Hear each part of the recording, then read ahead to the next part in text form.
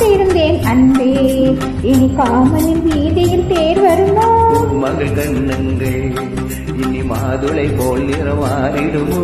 1000 நாணங்கள் இந்த ஊமையின் வீணையில் இசை வருமா? நீ ஒரு பொன்வீணை, அதில் நுனிவிட தொடுகையில் பரசுரமா? பூவை நுகர்ந்தது முதல் முறையா? வேதனை நீலி சோதனையா? முதல் முறையா? இது சரியா? சரி சரி பூவாடை